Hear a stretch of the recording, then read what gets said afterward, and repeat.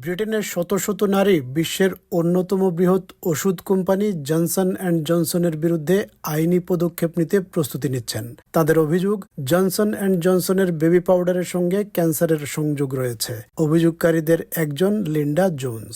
Before I started using it, my parents were using it on me. It just was the norm. It was a household staple. উপর্যুপরি urine ইনফেকশনে আক্রান্ত হয়ে এবং নাড়িভুঁড়িতে সমস্যা নিয়ে তিনি ডাক্তারের শরণাপন্ন হন। এরপরই জীবনের সবচেয়ে বড় দুঃসংবাদটি পান। ওভারিয়ান ক্যান্সারে আক্রান্ত হন লিন্ডা জোন্স।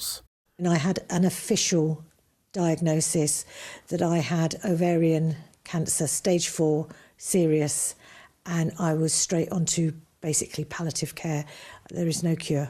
নিজের ক্যান্সার সম্পর্কে গভীরভাবে বুঝতে গিয়ে লিন্ডা জোন্স জানতে পারেন মার্কিন যুক্তরাষ্ট্রে জনসন অ্যান্ড জনসনের বিরুদ্ধে ৬২,০০০-এর বেশি মামলা দায়ের করা হয়েছে। According to the American Cancer Society, talc, a mineral known for its softness, can contain asbestos, a substance known to cause cancer. এবং এর প্রেক্ষিতে কমপক্ষে $13 বিলিয়ন ক্ষতিপূরণ প্রদান করা হয়েছে।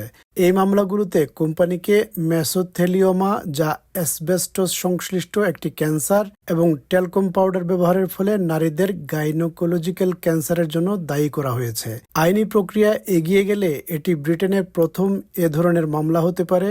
প্রায় ১৯০০ অভিযোগকারী এই মামলাকে ইংল্যান্ড এবং ওয়েলসের ইতিহাসে বৃহত্তম ফার্মাসিউটিক্যাল মামলায় পরিণত করতে পারেন। মামলার পক্ষের আইনজীবীরা আইনি প্রক্রিয়া শুরু করেছেন এবং ২০২৫ সালের শুরুতে বিচার শুরু হতে পারে। কেপি ল এর টম লংস্টাফ বলেন, ব্রিটেনের নারীরা এ বিষয়ে একটি জবাব এবং ক্ষতিপূরণ পাওয়ার অধিকার রাখেন। This case is a blatant example of corporations placing profits ahead of people.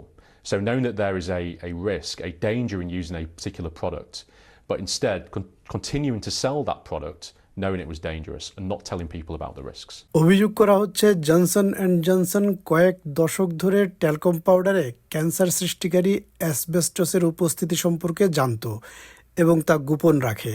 তবে কোম্পানিটি এই অভিযোগ অস্বীকার করেছে এবং জানিয়েছে তাদের পাউডার অ্যাসবেস্টস এবং ক্যান্সারের মধ্যে কোনো সংযোগ নেই।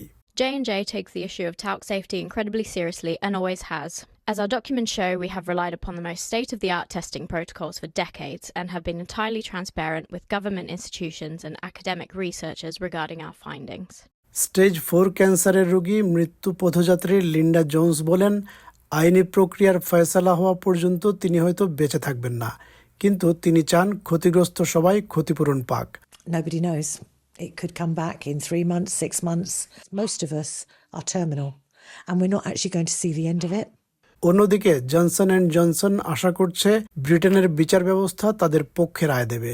তবে এই মামলা কিভাবে শেষ হবে তা সময়ই বলে দেবে।